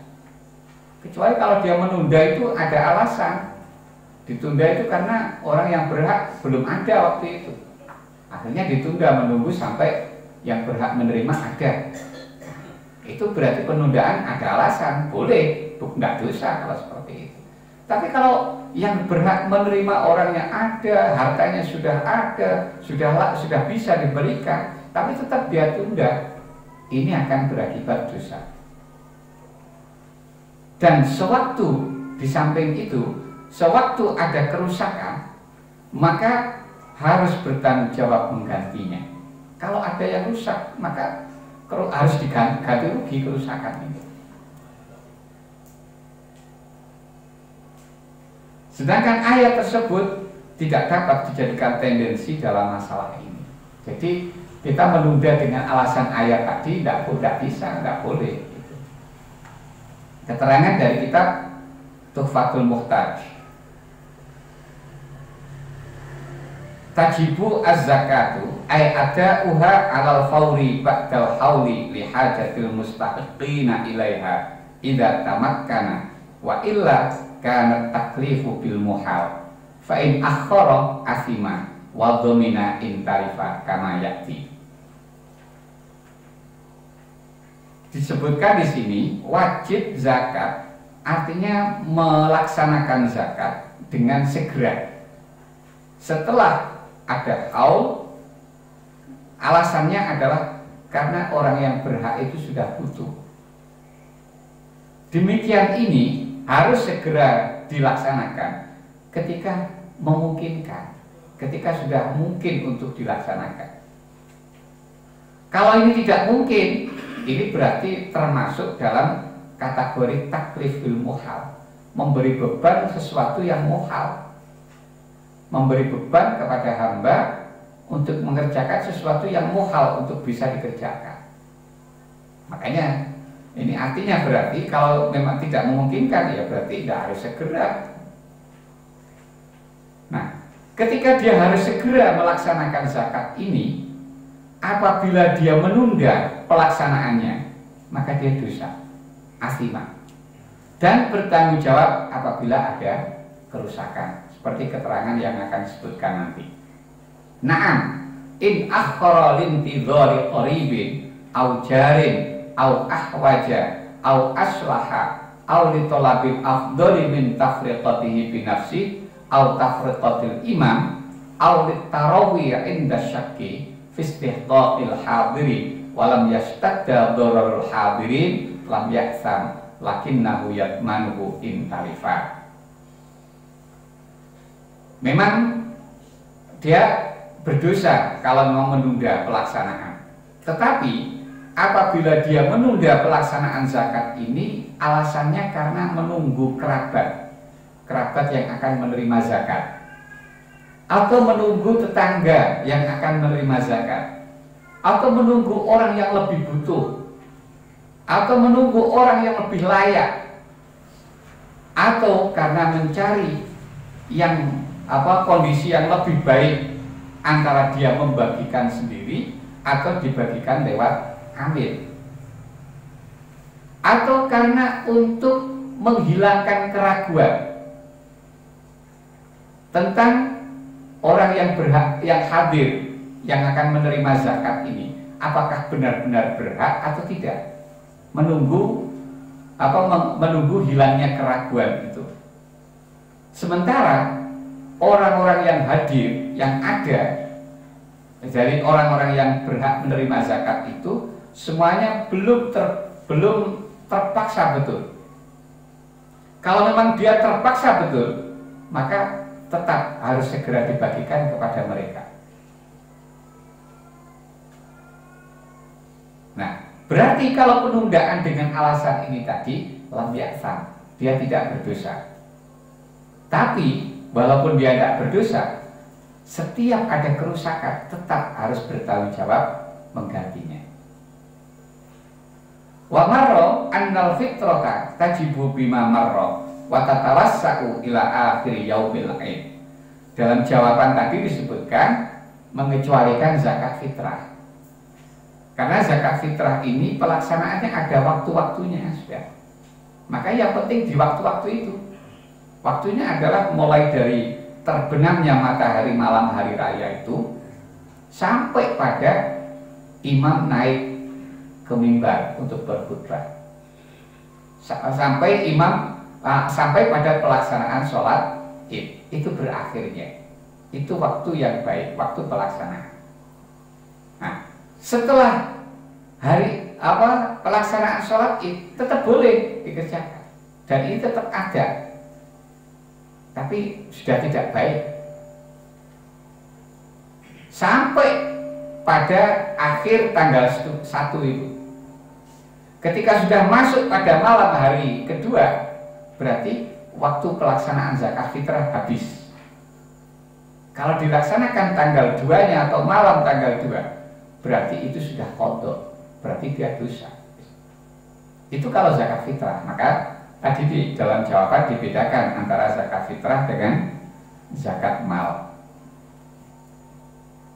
Qalu lintidhari qaribin. Nah, alasan-alasan yang tadi menunda karena menunggu kerabat itu walam yakun hunaka man yatadarraru bil ju'i awil uryi wa illa fayahrumu at-takhir mutlaqan. Jadi dia boleh, itu alasan yang bisa menghapus dosanya ketika menunda pelaksanaan zakat karena alasan menunggu kerabat.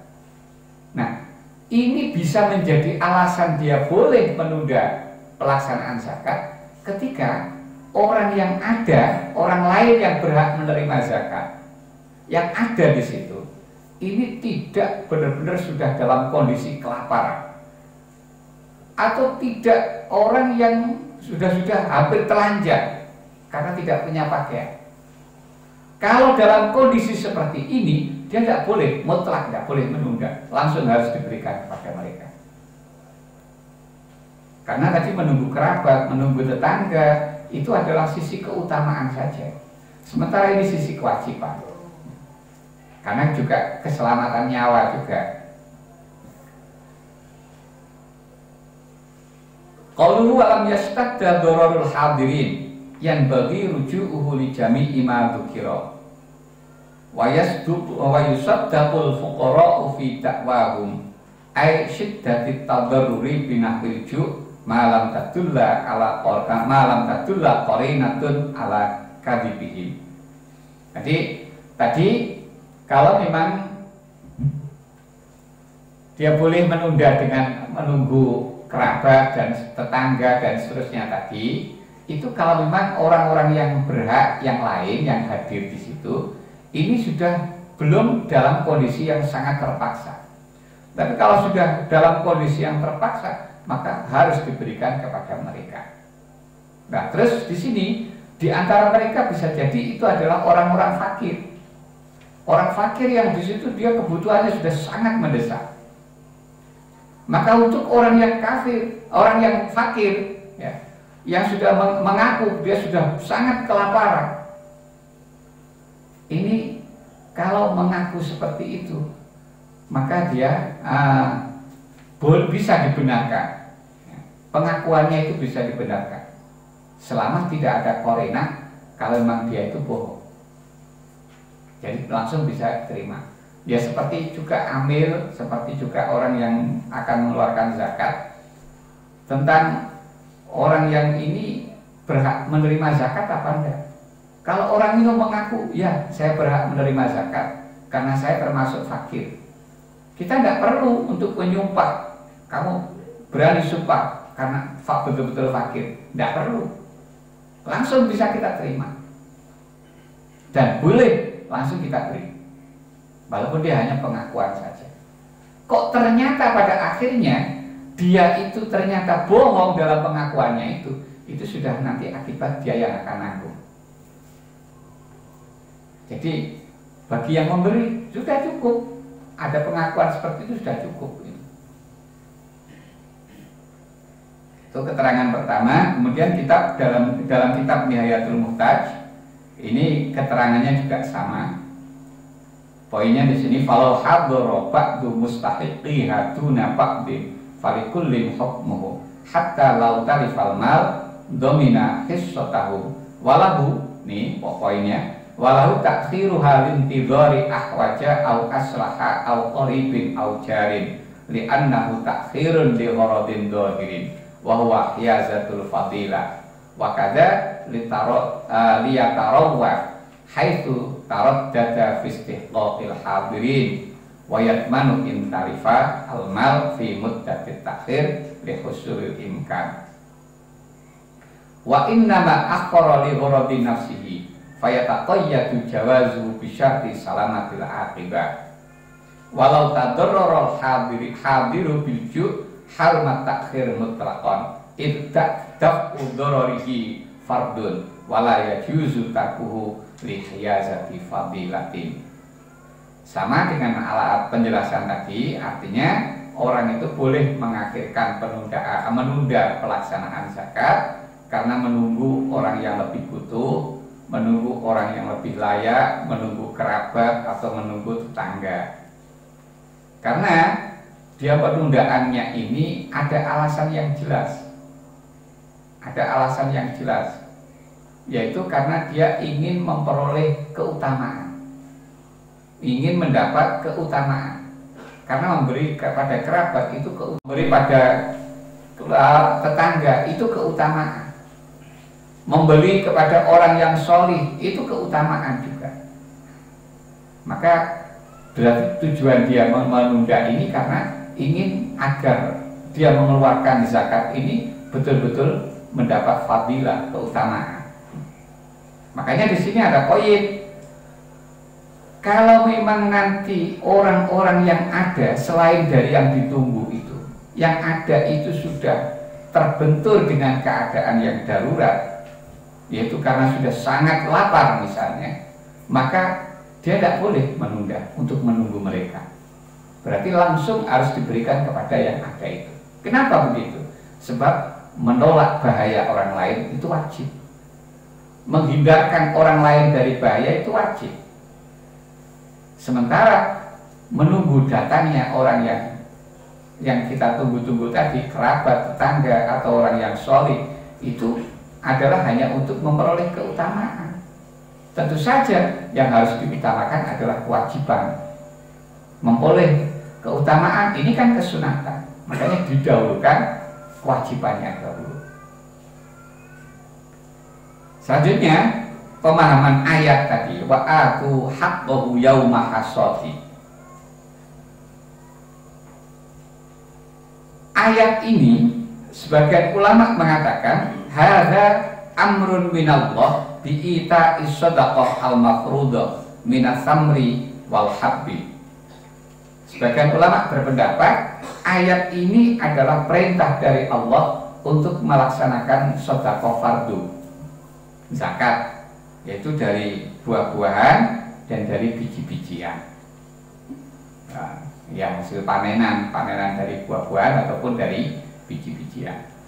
Itu satu pendapat. Pendapat yang lain, wa qala akharun bal dzalika haqqun aujabahullah fi amwali ahlil ambal ghairu shadaqah al-mafruḍah. Ulama lain berpendapat ayat itu adalah menjelaskan tentang hak yang diwajibkan Allah atas harta orang-orang yang memiliki harta itu, dan itu sudah selain daripada zakat yang wajib. sedekah yang wajib. Selain itu pendapat kedua. Pendapat ketiga, wa qala akharun kana hadza syai'an amara Allah bihi al-mu'minin qabla an tufrada 'alaihimus shadaqah al-mu'aqqatah. Thumma nasakhathu shadaqatul ma'lumah fala fardhu fi malin ka'inam ma kana zar'an kana aw gharsan illa shadaqah allati faradaha Allah fihi. Ulama lain berpendapat ayat ini adalah sesuatu yang diperintahkan Allah untuk orang-orang mukmin sebelum ada perintah kewajiban zakat yang ada ketentuan waktu itu. Tapi kemudian setelah datangnya perintah zakat, maka itu disalin kefarduannya. Jadi berarti hukum yang termuat di dalam ayat wa'atu haqqahu yauma hasadi itu hukumnya disalin, tapi bacaannya tetap ada. Ini menurut pendapat yang ini.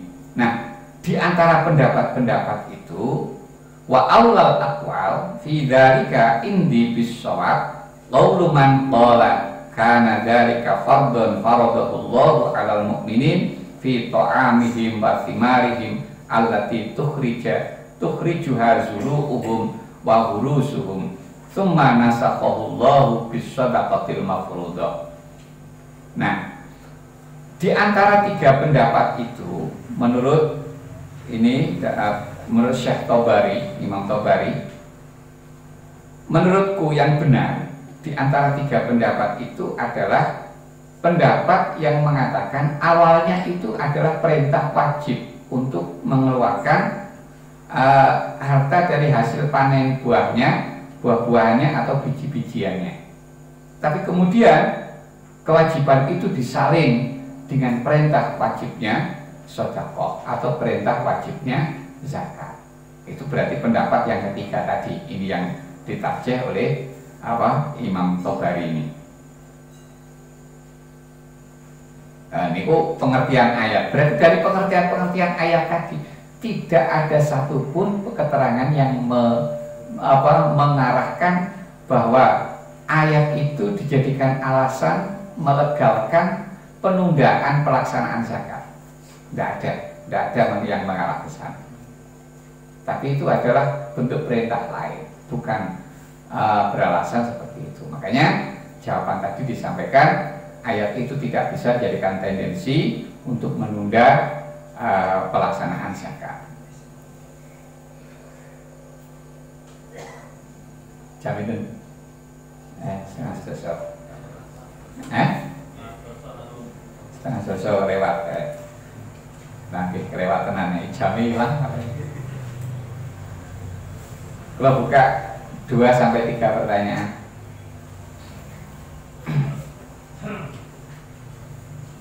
Nek enten monggo, nek mboten nggih ditutup.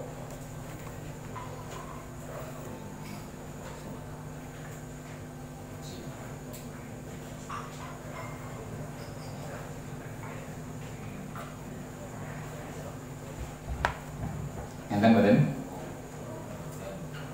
Ampun, Kak. Alhamdulillahirabbil alamin.